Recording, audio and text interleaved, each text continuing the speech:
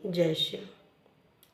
YouTube channel हमारा आपको हार्दिक अभिनंदन करता है और हम आपके समक्ष में भगवान शिव की कुछ सत्विचार आपको सुनाने जा रहे हैं, उसको हृदयपूर्वक सुने।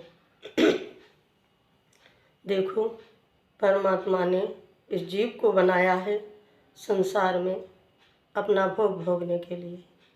जिस दिन तुम्हारा भोग पूरा हो जाएगा उस दिन वो अपने स्थान पे स्वतः बुला लेगा।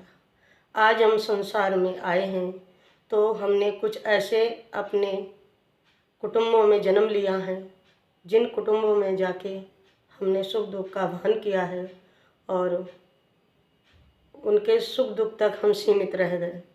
देखो, हमारे जाने के बाद में कोई ज़्यादा समय तक हमें नहीं याद करेगा, कोई ज़्यादा समय तक तुम्हें याद नहीं करेगा। हम बहुत सोच समझ कर ये बात आप लोगों तक पहुंचा रहे हैं। पत्नी ज़्यादा से ज़्यादा साल, 2 साल, 3 साल याद करेगी, 4 साल तक, बस। इसके बाद में वो तुम्हें भुला देगी।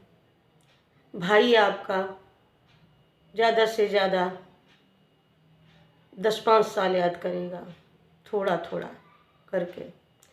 और पिता बहुत समय तक याद करता है और माता बहुत अपना पूरा जीवन समर्पित माता पिता बच्चों में कर देते हैं, अपना पूरा जीवन समर्पित कर देते हैं और जब तक जीवित रहते हैं तब तक अपने उस पुत्र को और पुत्री को याद करते हैं। जब इस जगत से चले जाते हैं उनको सबसे बड़ा दुख होता है और यहाँ किसी को कोई दुख विशेष नहीं होता है।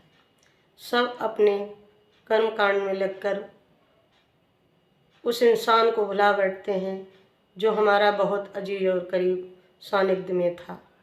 हम इतना ही कहना चाहेंगे कि देखो, भगवान की ओर जाएंगे तो हम इन लोगों में प्रेम तो करेंगे, लेकिन उस तरीके का नहीं कि जिससे कि ये लोग हमें चाहते हुए भी ना बुला सकें। जब हम भगवान की ओर जाएंगे और जब तक हम भगवान की तरफ नहीं जाएंगे तब तक आपको वो मोह दिखाएंगे जिस मोह में फंसकर आप यही नहीं समझ सकते हैं कि ये हमें कितना प्रेम करते हैं, ये हमें कितना चाहते हैं।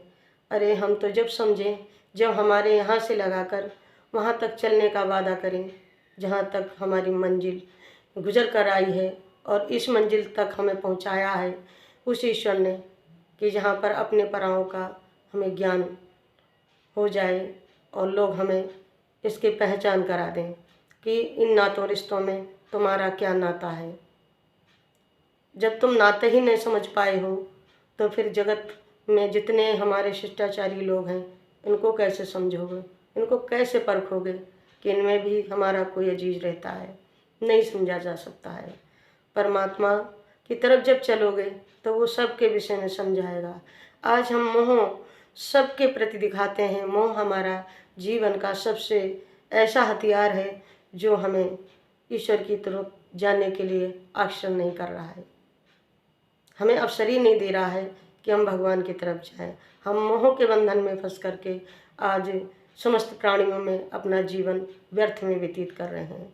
देखो, जब हम ईश्वर तरफ चलेंगे तो कृपा निधान दया का सागर वो तुम्हारे लिए बहुत कुछ अपना जो भी उसने बनाया है जीव जंतुओं के लिए और तुम्हारे लिए वो सब कुछ प्रदान करेगा जब तुम उनकी तरफ जाओगे। ये परम पिता परमेश्वर हैं, ये दीनानाथ हैं, ये प्राणों के नाथ हैं। इन्होंने ही हमारे प्राणों को अपने हाथों में ले रखा है। देखो, जैसे नासिका है, नासिका हर जीव के है और जैसे वृषक के न जैसे पशुओं में देखिएगा जाके कि जो हमारा पशु चलायमान है, जो हमें क्रिया करके कुछ हम उससे फल प्राप्त करते हैं, उसके नाक में भगवान ने नाथ डाल दी। जैसे वृषक हैं और भी हमारे हैं जानवर, उनको भी उनके नासिका में नाथ डालकर अपने हाथों में लिए डोर खड़ा है। जब चाहेगा तब अंदर से खींच देगा और आप चल बसेंगे। लेकिन ऐसे मनुष्य को, वो तभी तो प्राणों का नाथ है, प्राण अपने हाथों में लिए है वो। जब चाहेगा नकेल समझकर तुमको अंदर से ही खींच लेगा। हम क्यों ना अपनी मनमानी करें, क्यों ना हम अभिमान दिखाएं, क्यों ना हम स्वाभिमान दिखाएं, क्यों ना इतना मान प्रतिष्ठा में बढ़ जाएं कि शायद यही भूल बैठें कि कभी हमारी मृत्यु नहीं होगी। अरे प्राणनाथ है, वो तुम्हारे जीवन का दाता है, वो जब चाहेगा तुम्हें अपनी ओर खींच लेगा। आप कुछ नहीं कर सकते और ना ही आपका यहाँ संसारवासी कुछ कर सकते हैं। तो हमें परमात्मा की ओर जरूर चलना चाहिए। ये सब हमारे व्यर्थ के जितने हमने काम अपने कार्यश्रिया में लाए हैं, कार्यश्रिया में लाए हैं, जितने कार्य हम, वो कार्य हमारे लिए उस समय काम नहीं आएंगे जिस समय कोई हमारा ऐसा संस्कार उदय हो जाए, शारीरिक दंडनीय, उसमें ये कोई कार्य काम नहीं आएगा, भगवान की भक्ति काम आएगी।